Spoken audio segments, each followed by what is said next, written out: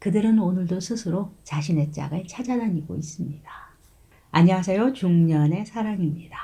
요즘은 불륜도 트렌드가 있다고 하는데요. 불륜. 이 불륜이라는 단어.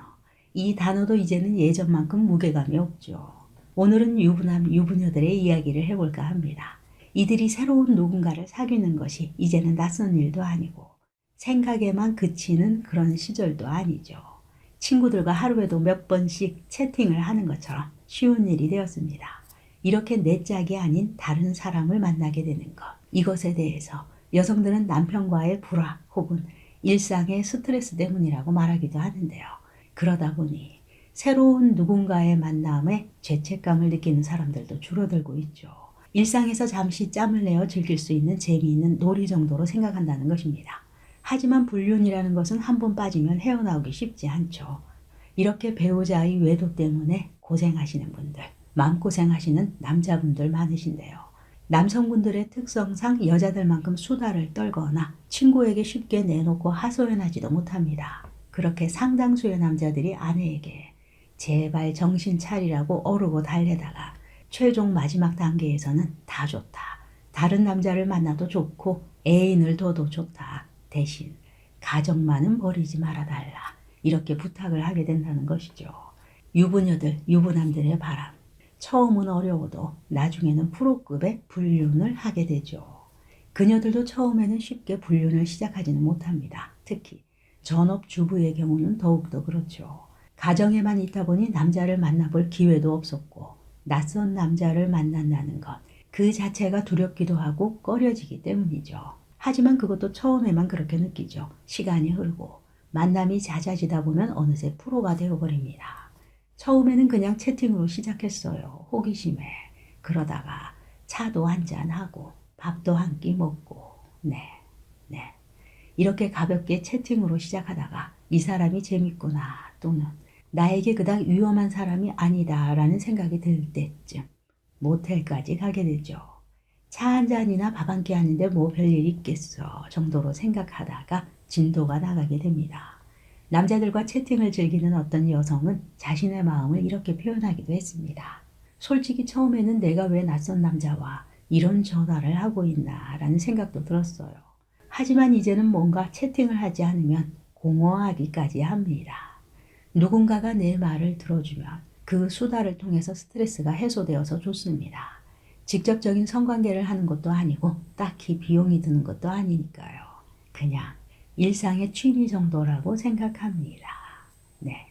또 어떤 여성은 호기심에서 남자를 만나기 시작했는데 친해지면서 잠자리까지 가게 되고 이제는 그런 애인이 4명 정도라고 합니다. 매주 바꾸어가면서 만난다는 것이죠. 그렇게 시간이 흐를수록 외간 남자와의 만남에 죄책감은 점점 사라지게 된다고 하는데요. 반대로 일부 상대 남들도 잠자리에 대해서 잘 모르는 미혼 여성을 만나기보다는 별 부담도 없고 부끄러움도 적고 기본적인 경험이 있는 유부녀들이 더 좋다고 말합니다. 훔친 사과가 더 맛있다. 짜릿한 스릴감을 말하는 거겠죠. 이런 상황을 유부남 유부녀들이 좋아하고 편안하게 여기는 이유는 만남에 있어서 부차적인 것들이 필요하지 않기 때문이라고 하는데요. 꼭 시간을 내서 데이트를 하지 않아도 된다는 것. 영화를 함께 보러 갈 필요도 없고 꼭 손잡고 드라이브나 커피를 마시러 가지 않아도 되고 네. 목적은 오로지 섹스니까 그냥 바로 모텔로 직행한다는 것이죠.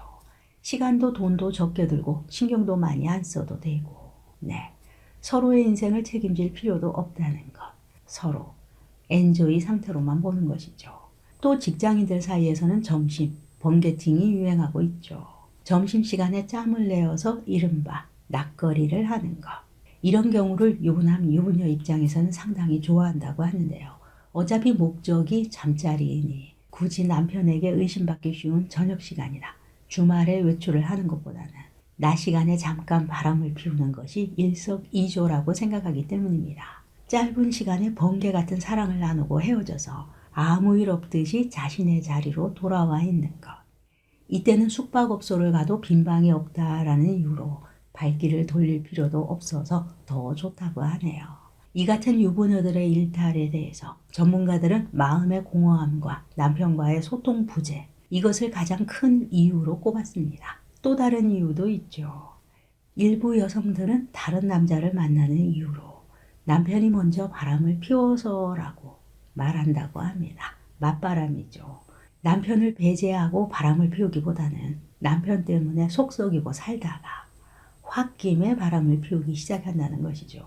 물론 그것이 처음에는 맞바람이었지만 나중에는 자신도 좋아서 계속하게 되는 것이죠. 어느 날 내 아내가 자꾸 어디론가 사라지는 것을 눈치챘다. 한두 번이 아니다. 그래서 맘먹고 몇 번 따라가 봤다.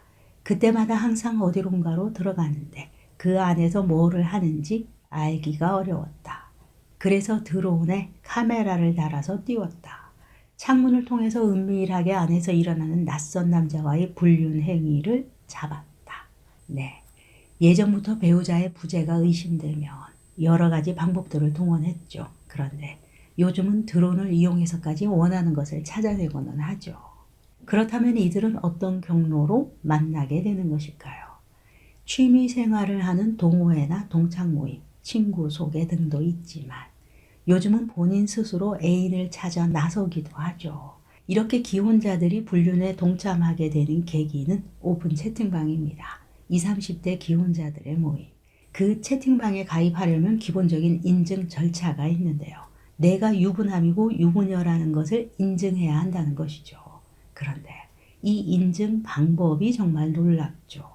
나의 결혼사진, 자신의 결혼사진이나 아기 돌사진 등을 보내서 인증을 한다고 합니다. 결혼사진에는 배우자의 얼굴이 다 나와 있는데 어떻게? 네, 그보다 더한 것은 아이 사진이죠. 내 아이의 얼굴을 그런 곳에 노출을 하면서까지 새로운 사람을 찾는다는 것. 어쨌든 그렇게 채팅방 입장 후 자기소개를 또 해야만 하죠.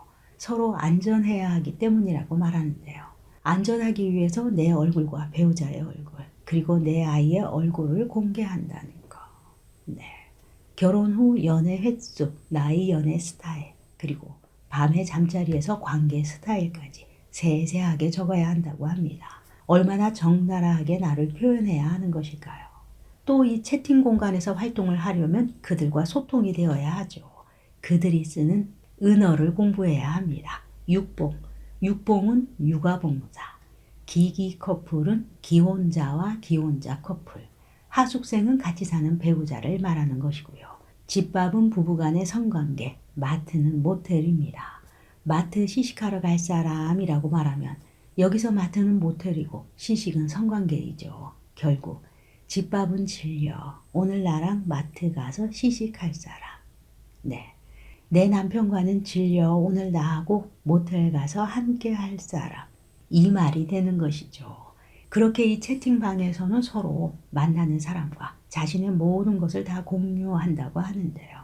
진짜 부부들보다 더 부부처럼 서로의 일상을 공유하게 되는 것이죠. 네. 예전에는 혹시 뭔가 내 배우자의 동선이 꺼림칙하면 그 동선을 확인하고 싶으면 기본적으로 자동차의 블랙박스를 많이 확인했지만 이제는 그것만으로는 확인이 어렵죠. 블랙박스 코드가 뽑아져 있고 내비게이션도 목록이 지워져 있다면 이때 확인해야 하는 것이 블루투스 목록이라고 합니다. 그들은 서로 모든 것을 공유하기 때문에 그렇게 알아보아야 한다는 것이죠. 네, 유부남 유부녀들, 그들은 오늘도 스스로 자신의 짝을 찾아다니고 있습니다. 오늘도 중년의 사랑이었습니다. 감사합니다.